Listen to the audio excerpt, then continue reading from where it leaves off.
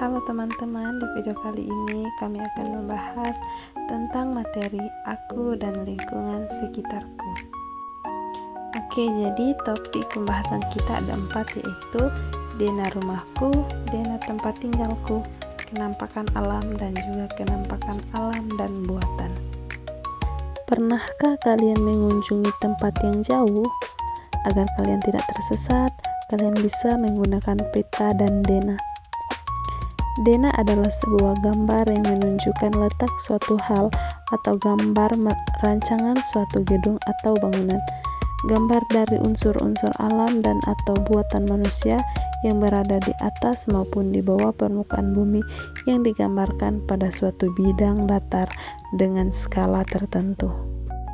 Jadi tujuan pembelajarannya yaitu membuat dan menggunakan denah sebagai petunjuk arah, belajar membuat denah daerah sekitar tempat tinggal, dan mempelajari peran penting denah untuk kehidupan. Denah rumahku. Pernahkah kalian pergi ke suatu tempat yang sangat luas dan kalian kebingungan mencari tempat tersebut? Nah, untuk memudahkan kita mencari tahu lokasi suatu tempat, kita bisa menggunakan denah. Apa itu denah? Denah adalah suatu gambar yang menunjukkan letak suatu hal atau gambar rancangan suatu gedung atau bangunan.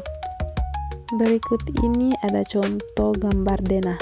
Dengan melihat gambar tersebut, kita bisa mengetahui lokasi ruangan dalam sebuah rumah. Nah, membuat denah rumahku. Cara membuat denah sangatlah mudah. Kalian juga bisa membuat denah rumah kalian sendiri. Langkah-langkahnya sebagai berikut. Kita masuk pada topik B, yaitu daerah tempat tinggalku. Lihatlah denah di samping tadi. Menurut kalian bagaimana rute yang harus dilalui agar bisa tiba ke rumah Ian? Apa saja tempat yang ia lewati? Membuat denah sekolah. Bersama guru kalian berjalan-jalan di sekitar sekolah dan amati bangunan serta tempat yang ada di sana. Kedua, siapkan selembar kertas dan alat tulis. Buatlah denah sekolah kalian. Tuliskan keterangan seperti ruang kelas, toilet, halaman, dan lain-lain. Berikan tanda arah mata angin pada denah yang kalian buat. Kita masuk pada topik C, yaitu kenampakan alam dan buatan. Kenampakan alam adalah semua bagian di lingkungan sekitar kita terbentuk akibat proses alami. Contohnya seperti gunung, sungai, bukit, lembah, pantai, muara, dataran rendah, dan dataran tinggi. Semuanya itu terbentuk karena proses alami, bukan dibuat oleh manusia. Kenampakan buatan adalah semua bagian di lingkungan sekitar kita yang terbentuk karena diciptakan oleh manusia, seperti contohnya bangunan, gedung, jembatan, waduk, taman, bangunan, bendungan, jalan tol, jalan layang, terowongan, dan lain-lain.